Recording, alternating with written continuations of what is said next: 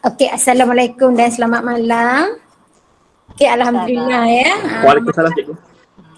Alhamdulillah malam ni Waalaikumsalam kita cikgu. akan dengar pembentangan kumpulan berkenaan dengan projek model rumah mampu milik, iaitu tema kita ialah Malaysia dan masa hadapan. Okey, tujuan kenapa kita buat model ni sebenarnya ialah sebagai salah satu cara untuk menarik minat awak untuk belajar sejarah, dan dalam ni juga sebenarnya model ni dia merentasi kurikulum ya. Kita ada masukkan unsur matematik dalam ni, unsur imajinasi awak terhadap sesuatu projek tu, dan kami harap awak dapat aplikasikannya dalam kehidupan di masa depan awak.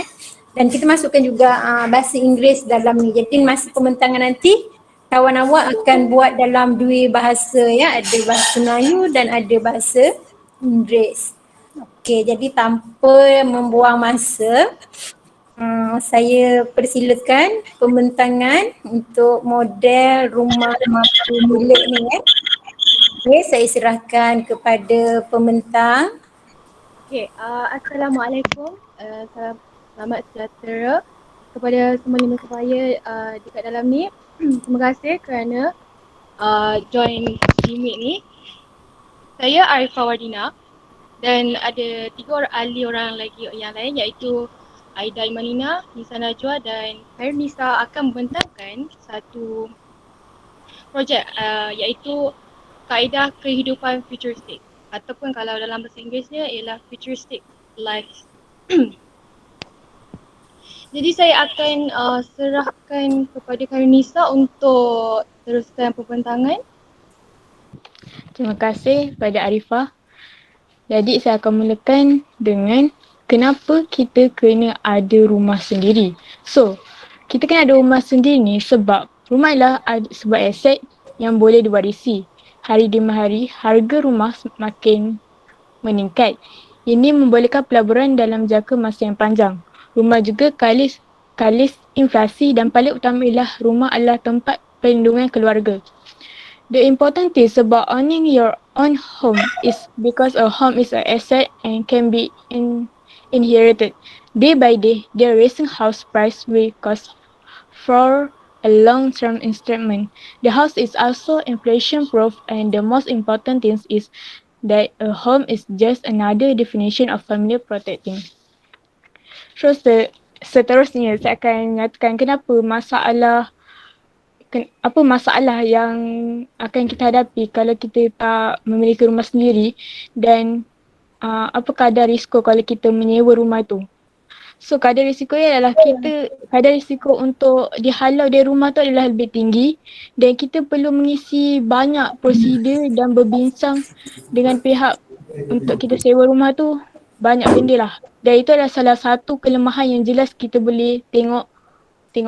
Dan rumah mampu milik ni antara inisiatif yang terbaik daripada kerajaan untuk rakyat Malaysia, dan untuk rakyat Malaysia membeli rumah tu ikut kemampuan masing-masing. One of the problem if you do not own a house or rent is that the risk of being evicted from the house is high, and we need to discuss and fill in a lot of information and procedure when renting. This is one of the obvious disadvantages if we do not have a good house to the people of nation according to their respective abilities. Akhir sekali, kita boleh nampak kat sini adalah usaha kerajaan, persekutuan dan kerajaan negeri dalam menyediakan rumah kepada rakyat. Other than that, we can also find out how the atmosphere of the federal and state government in an effort to provide facilities for the people. Seterusnya, kita lihat pada poligon kekerapan. Berikut menunjukkan harga jualan rumah yang dijual di 2 buah kawasan berlainan. Bentuk taburan bagi harga jualan rumah di kawasan A ialah pencung ke kanan, manakala bagi kawasan B ialah pencung ke kiri. Kawasan A mewakili kawasan perumahan kos rendah kerana harga rumahnya lebih rendah, manakala kawasan perumahan B mewakili kawasan elit kerana harga rumahnya lebih tinggi. The following frequency polygons show that the selling prices of homes sold in two different areas. The fall or distribution for the sale price of a house in area A is sloping to the right, while for area B it is sloping to the left.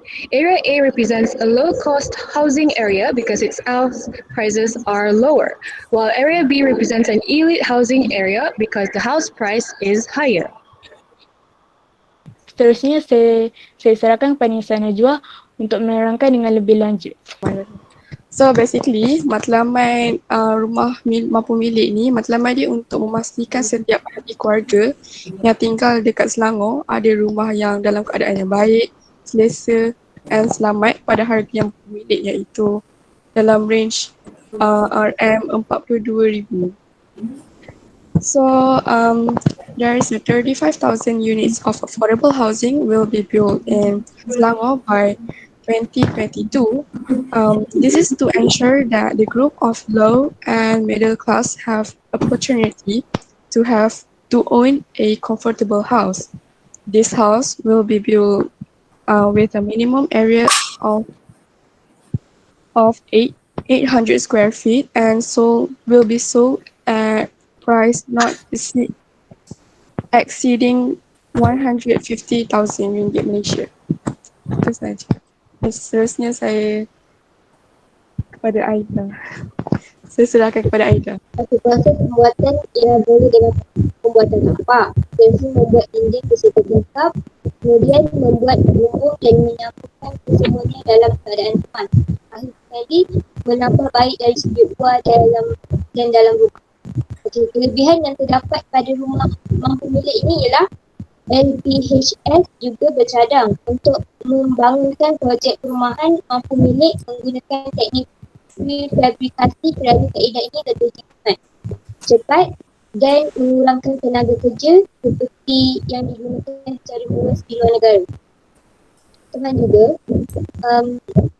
perumahan selesa dan mampu milik adalah keperluan mendesak dan perlu disegerakan terutama bagi golongan pendapatan rendah dan sederhana yang mana peluang untuk golongan menerima agak terhad dan terbatas. Okay, next I will describe the house making process and its advantage in English. The manufacturing process starts with the floor manufacturing. Next to the wall along with the windows, then put the roof on top and connect it all in the most neat way. Lastly, to the last touch-up from both outside and inside of the house. The advantages is LPHS also intends to develop affordable housing project using prefabrication techniques as this method is more economical, faster and reduce manpower as it widely used abroad.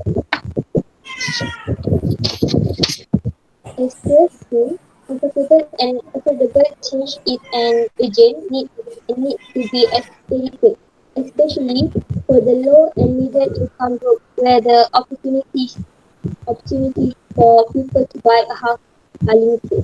Now I will hand over Alfa. Jadi itulah model rumah mampu milik yang kami hasilkan menggunakan elemen sejarah dan matematik untuk kehidupan futuristik rakyat. Dan rumah mampu milik ini merupakan kerjasama antara kerajaan persekutuan dan kerajaan negeri ke arah kesejahteraan hidup rakyat. So in conclusion, it is a very brilliant idea of them to come out of this idea to give a hand for those people who are in need of help. It also helps for the futuristic harmony in the community to keep growing and growing for a brighter future. Sekian, terima kasih. Okey, kita lihat video dia pula ya. Kejap.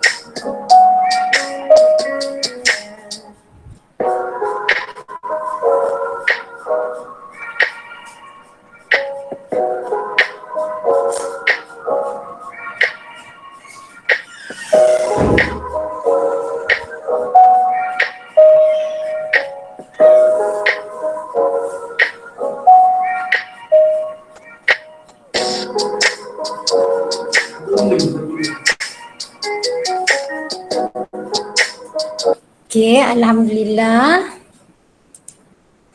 Okey, dah nampak kan?